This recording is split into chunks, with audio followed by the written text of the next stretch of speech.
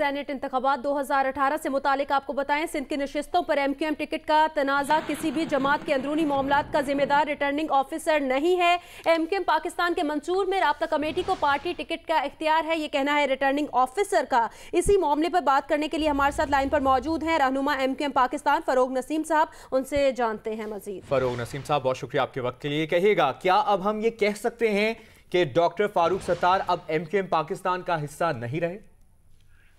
Doctor Farooq Sattar अब convener नहीं है और राब्ता कमेटी के मेंबर नहीं है, लेकिन पार्टी के मेंबर जरूर हैं। उनकी जो पार्टी की रुकनियत है उसको ना सस्पेंड किया गया है ना उनको निकाला गया है, लेकिन राब्ता कमेटी में जो इसके पास पावर मौजूद थी, कॉन्स्टिट्यूशन जो MQM का है उसके तहत 2/3 से भी ज्यादा मेजॉरिटी थी, उसके तहत उनको कन्वीनरशिप की जो ओहदा था उससे सबूत कर दिया। अच्छा फरोग नसीम साहब, ये कहिएगा, आप खुद माहिर कानून हैं, फारूक सत्तार की जानिब से बुलाए गए जनरल वर्कर इजलास की कानूनी हैसियत क्यों नहीं रही, इसकी डिटेल बताइएगा। देखिए, ये इजलास जो है वो कन्वीनर बुला सकता है और जब वो कन्वीनर ही नहीं रहे तो उसके बाद ये इजलास बुलाना और ये सारे ऐलानात करना ये सारा इलीगल है। इसी तरह है कि मैं या आपके साथी एंकर हम खुद ब खुद कह दें कि जी हम तो सदर पाकिस्तान हैं या हम प्राइम मिनिस्टर हैं और हमने नेशनल असेंबली और प्रोविंशियल असेंबली सब तहलील कर दी, ये पॉसिबल है।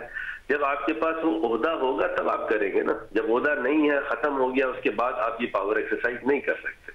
अच्छा फरोग नसीम साहब, साथ ही ये भी कहिएगा, जिस तरह आप बता रहे हैं कि वो कन्वीनर भी नहीं रहे, तो MQM पाकिस्तान का इस वक्त सरबराह कौन है, लीड कौन कर रहा है MQM पाकिस्तान? ये डॉक्टर खालिद मकबूल सिद्दीकी साहब हैं। आज सुबह इलेक्शन कमीशन ऑफ पाकिस्तान में जो कल का रेजोल्यूशन था वो जमा करा दिया गया है और उस रेजोल्यूशन के तहत डॉक्टर खालिद मकबूल सिद्दीकी अब नए सरबराह हैं, नए कन्वीनर हैं और सारी की सारी पावर जो है खालिद साहब भी जो डिराइव करते हैं वो राब्ता कमेटी से डिराइव करते हैं।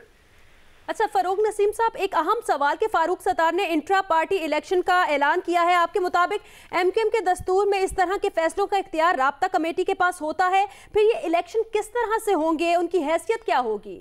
ये इसी तरह है कि अगर कल डॉक्टर फारूक सत्तार ये ऐलान कर दें कि मैं नेशनल असेंबली जो पाकिस्तान की नेशनल असेंबली है उसके इलेक्शन का ऐलान कर रहा हूँ, वो पाकिस्तान की प्रोविंशियल असेंबलीज का ऐलान करना शुरू कर दें, ये इसी तरह की है। मतलब ये पागलपना नहीं करें, फारूक भाई हैं हमारे, कानून की बात करें, कॉन्स्टिट्यूशन की बात करें, इस तरह देखिए कंफ्यूजन मचाने की कोशिश कर रहे हैं जो कि कंफ्यूजन है नहीं। ये बात खुलेगी तो you will have to cut a sorry figure, वो नहीं करना चाहिए उनको ये सब। अच्छा, ये बात भी सामने आई थी फरोग नसीम साहब कि फारूक सत्तार के खिलाफ गैर कानूनी इकदाम पर कानूनी चाराजोई का भी ऑप्शन मौजूद है, तो किस किस्म की कार्रवाई हो सकती है फिर?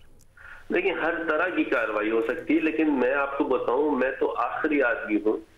हमने आखिरी वक्त तक, आप देखिए कि जब पार्टी टिकट का सवाबदीदी इख्तियार था वो उनसे लेके खालिद साहब को दिया, तब भी इसको रखा कि उनकी इज्जत में कोई मजरू ना हो, उनको फिर भी कन्वीनर रखा, फिर अब कन्वीनरशिप से उनको हटा दिया बहालत मजबूरी, और फिर वो ये सब कर रहे हैं। तो कानूनी ऑप्शन तो सारे हैं, बहुत सारे हैं, लेकिन हम बखुदा उसको एक्सरसाइज नहीं करना चाहते। लेकिन अगर बिल्कुल सर पे आ जाएगा तो बहालत मजबूरी, ये बहुत ही, मतलब मैं इसको कहना भी नहीं चाहता, इसको एक्सप्लोर भी नहीं करना चाहता। फारूक भाई आज भी हमारे भाई हैं, अगर वो थोड़ा सा मुलायम हो, जरूरी नहीं है कि किसी एक आदमी की खातिर हर चीज को, हर पुराने रिश्तों को खत्म कर दें, वापस आए राब्ता कमेटी का, मैं राब्ता कमेटी के हाथ पैर जोड़ूंगा कि फारूक भाई को वापस राब्ता कमेटी का मेंबर आप ले लें, फिर वहां वो कंट्रीब्यूट करें, बहुत कुछ हो सकता है। ये सब क्या कर रहे हैं फारूक भाई? अच्छा फरोग नसीम साहब, ये कहिएगा कि फारूक सत्तार की जानिब से एक बयान भी सामने आया, उन्होंने कहा कि उनको एक नया मैंडेट मिला है, जो धड़े हैं वो जल्द मुत्तहिद हो जाएंगे, किस तरफ इशारा किया गया, क्या कहना चाहते हैं? देखिए, वो फारूक सत्तार साहब की ये अब सवाबदीदी इख्तियार है एज एन इंडिविजुअल, वो नई पार्टी बनाना चाहते हैं तो जरूर बना लें, उसमें सलीम शहजाद साहब को रखना चाहते हैं, पीपी को रखना चाहते हैं, आफाक साहब को रखना चाहते हैं, PSP को रखना चाहते हैं, वो सब कर सकते हैं, लेकिन वही नहीं करें। ये तमाम चीजें ना कोई सलीम शहजाद साहब की कोई फॉलोइंग है, ना हकीकी की है, ना किसी और की है। ये सब नहीं करें। जो असल पार्टी है एमक्यूएम पाकिस्तान है, पतंग का निशान है, उसी के पीछे सारे लोग हैं। आप देखिएगा वोट भी सब उसी को ही मिलेगा। ये बड़ी जिम्मेदारी से मैं आपको बात कर रहा हूँ। तो फरूक नसीम साहब, जबकि फारूक सत्तार की जानिब से जो ऐलान किया गया है कि 17 फरवरी को नए पार्टी इंतखाबात कराए जाएंगे, उन इंतखाबात की, उन पार्टी इंतखाबात की क्या वैल्यू है फिर? वो किसी नई पॉलिटिकल पार्टी के तो इंतखाबात हो सकते हैं, लेकिन वो एमक्यूएम पाकिस्तान के इंतखाबात नहीं होंगे। और अगर ये एमक्यूएम पाकिस्तान का लोगो जो है वो बजिद हो, इलीगली उसको इस्तेमाल करते रहेंगे, तो फिर हमें बहालत मजबूरी कुछ ना कुछ कानूनी ऑप्शन एक्सरसाइज करना पड़ेगा, जो हम बिल्कुल नहीं चाहते। अच्छा फरूक नसीम साहब, जैसा कि अब नए जो कन्वीनर मुंतखब हुए हैं खालिद मकबूल सिद्दीकी साहब हैं, आप माइनस फारूक सत्तार के बाद क्या देखते हैं? वो मैंडेट आपको मिल सकेगा जो फारूक सत्तार साहब के साथ आप हासिल कर सके थे? देखिए, मैंडेट फारूक सत्तार का कभी नहीं था। मैंडेट जो था वो एमक्यूएम पाकिस्तान का है और पतंग का है, लिहाजा किसी फर्द वाहिद का मैंडेट नहीं है। और इसीलिए आप ये देखिए कि पूरी की पूरी जो पार्टी थी, सारे के सारे सेक्टर, लोग, कारकुन, सब के सब फारूक साहब के खिलाफ खड़े हो गए। जो उन्होंने जो भी किया, मैं उस पर जाना नहीं चाहता, और राब्ता कमेटी उसकी डिटेल दे चुकी है, मजीद दे देगी।